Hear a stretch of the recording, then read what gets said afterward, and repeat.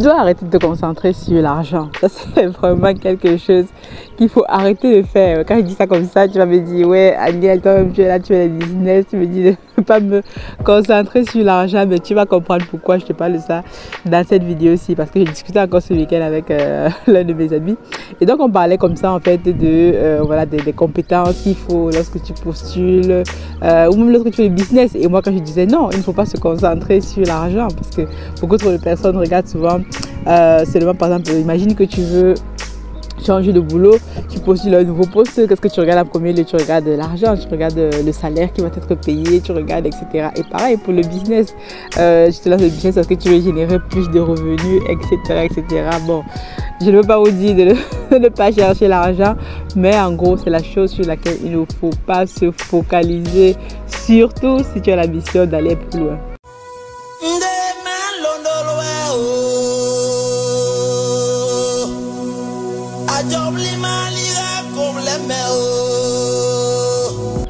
Bienvenue sur ma chaîne Masora Business. Moi je m'appelle Aniel Cruzel.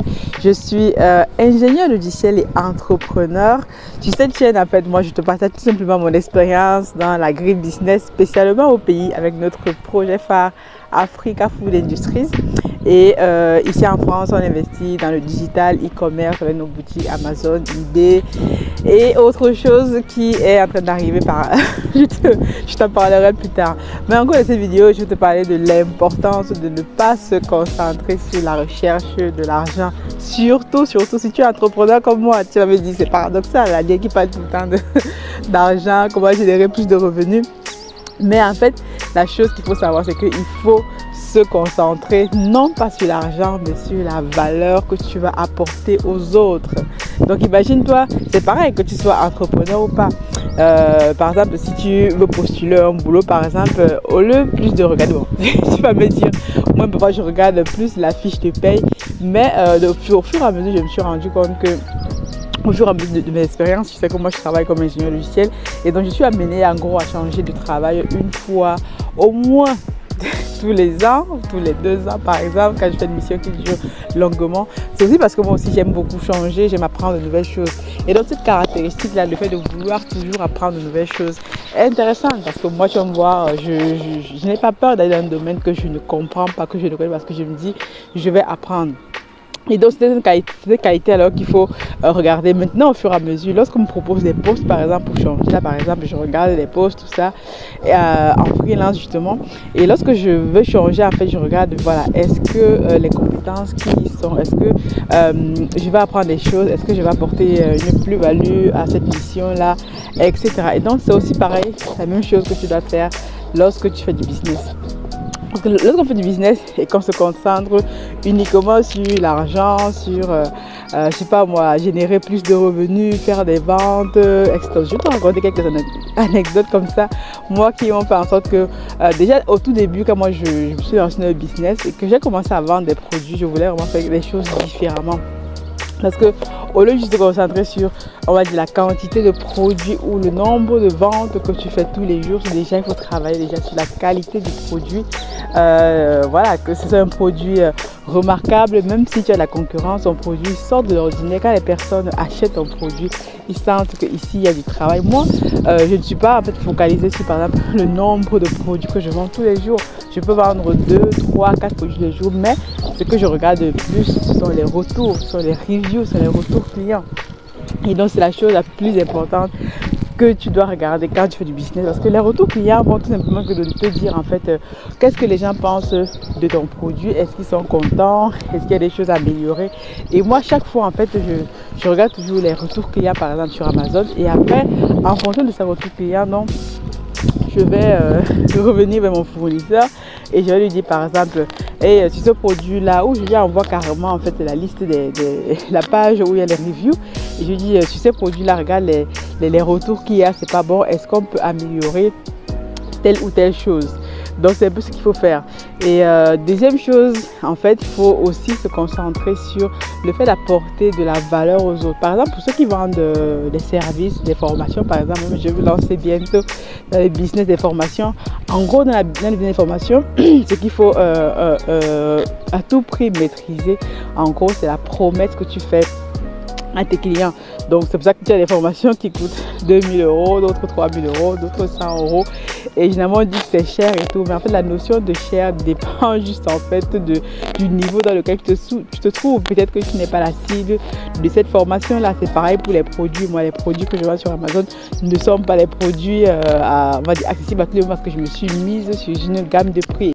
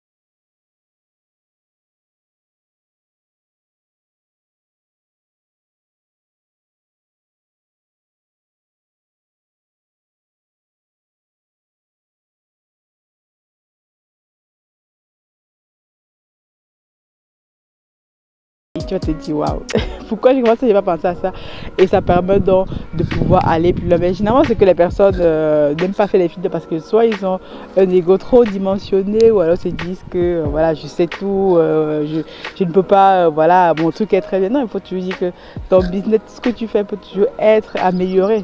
Donc comme moi je dis souvent, je ne sais qu'une chose, c'est que je ne sais rien, et moi je suis toujours amenée à apprendre d'autres personnes.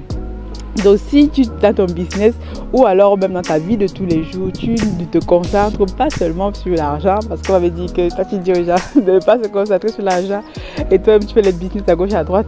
Non, parce que les business que je fais à gauche et à droite, c'est aussi par passion, c'est aussi parce que je veux apporter une valeur ajoutée, je veux apporter une plus-value sur ce que je fais. Et donc, quand je travaille, parfois je travaille jusqu'à très tard dans la nuit, c'est pas forcément par rapport à l'argent, en fait, c'est parce que voilà, je suis passionnée par ce que je veux faire du travail bien fait, que ce soit irréprochable sur tous les plans. Et donc c'est ça en fait. Et derrière, lorsque tu vas faire ça, tu vas te rendre compte que ton mindset va changer, quoi. Même tes clients, même les personnes en fait qui vont par exemple voir tes formations, qui vont acheter ces produits, ils vont en fait se rendre compte que cette personne a vraiment mis du travail dans ce qu'elle fait, et veut vraiment apporter de la valeur à d'autres personnes. Donc ne néglige surtout pas les feedbacks. C'est quelque chose qui est super important. Que tu fasses des business de produits, que tu fasses des business de services, il faut toujours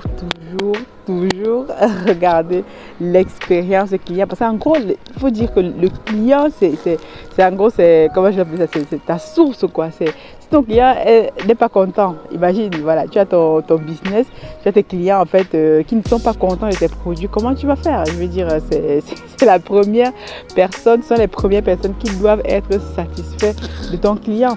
Et ne vois pas juste ton client comme quelqu'un à qui tu vas, voilà, qui va payer des produits, qui va retirer du fric, voilà, c'est ça, parce que si tu vois ton client comme ça, comme en gros une vache à lait, le client ne revient pas.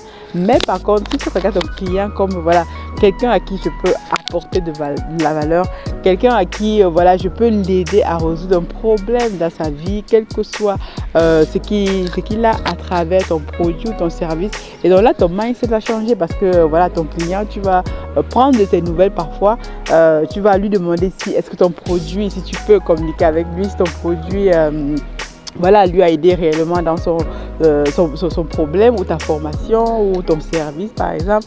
Donc là, tu vas réellement mettre en place voilà, on va dire un retour client qui est assez intéressant. Et c'est pareil, si tu vois dans les grandes entreprises aujourd'hui, de plus en plus, lorsque tu achètes un produit, on va te demander donnez-nous votre feedback. Tu vas sur une plateforme, donnez-nous votre feedback. Moi, parfois, ça m'énerve avec tous les feedbacks qu'on me demande. Mais ce que je fais parfois, je me dis, ben voilà, c'est intéressant parfois de donner aussi son avis sur les services ou les produits qu'on achète. C'est aussi comme ça qu'on contribue à améliorer la plateforme. Parce que voilà, quand tu sors un produit ou un service, tu peux savoir que si ce produit-là touche le marché qu'en demandant l'avis des personnes qui les utilisent. Donc voilà, donc c'est un peu ces petites astuces que je voulais partager avec toi aujourd'hui. Si tu me découvres sur cette vidéo, voilà, abonne-toi clairement à la chaîne, like, partage cette vidéo parce qu'elle peut vraiment faire sens à un grand nombre de personnes qui peut-être tous les jours ont des difficultés dans leur business, dans leur approche avec leurs clients. Ils ne comprennent pas pourquoi ils n'ont pas de clients ou alors peut-être ils génèrent plus de revenus mais que les clients ne reviennent jamais. Parce que si les clients ne reviennent jamais acheter ton produit ou ton service, c'est qu'il y a un problème. Parce que moi, je préfère même parfois avoir, je veux dire, 2 clients qui achètent mon produit, par exemple, par jour, que ce soit sur Amazon, là, et que en fait, les clients là mettent des retours, que ce soit des retours négatifs ou positifs. Moi, je vais sur Amazon, je mets un pouce, je mets dit oui, si cette information a été utile. Parce que ça m'a été utile dans un sens où ça peut être une revue négative. Vous savez, sur Amazon, on note entre 1 et 5 étoiles, ça peut être 1 étoile. Je mets que oui, cette information m'a été utile parce que à travers ça, je vais pouvoir améliorer mon produit. Donc, surtout si tu vends des produits et encore plus si tu vends des services, là alors le feedback est assez crucial. Donc, c'est vraiment intéressant de regarder ça dans ton business, de te dire que comment est-ce que tu peux mettre en place des feedbacks, des sondages. Voilà, tu peux trouver sur des plateformes tout le temps. Comment faire des sondages, c'est assez rapide. Quelques questions comme ça qui vont te donner en fait un curseur, on va dire une température, le pouls de ce que tes clients pensent de ton produit ou de ton service. Donc, une chose, j'espère que tu as bien retenu, ne poursuis pas l'argent parce que si tu fais tout ce que je te dis là et tout, l'argent va venir naturellement. Les gens vont venir te voir, te dire que ouais, Aniel, comment je fais d'ailleurs moi actuellement.